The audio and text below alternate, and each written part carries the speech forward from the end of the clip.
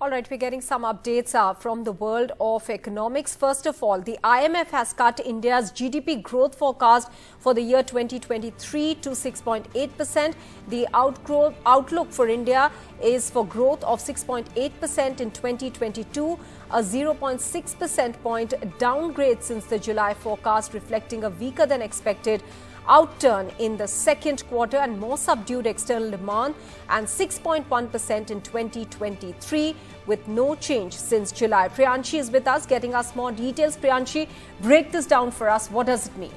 Maha, this is the fourth time that the IMF has cut the global growth forecast, and this was something that was being expected. The annual meeting of the IMF and the World Bank is currently going on in Washington, D.C., and this announcement has come from there. Now, more than a third of the global economy will contract this year or next year. That's what the IMF is saying. And they're also saying that the three largest economies, the United States, the European Union, and China, will continue to stall. And the IMF says, and this is a big warning, that in short, the worst is yet to come for the global economy. And for many people, 2023 will feel like a recession.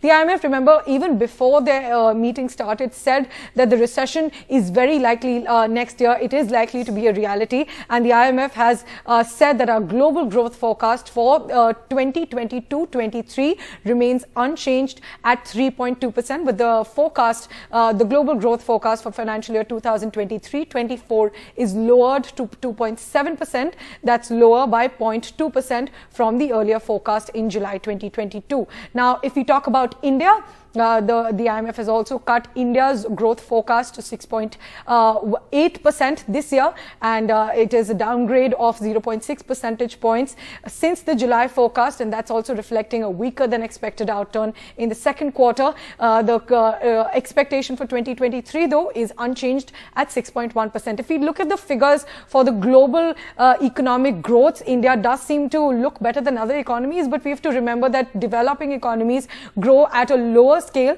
Developed economies grow at a lower scale, a lower rate, because they're already developed, but developing economies grow at a faster rate. That's what we're seeing in India. But definitely those forecasts have been done. Right.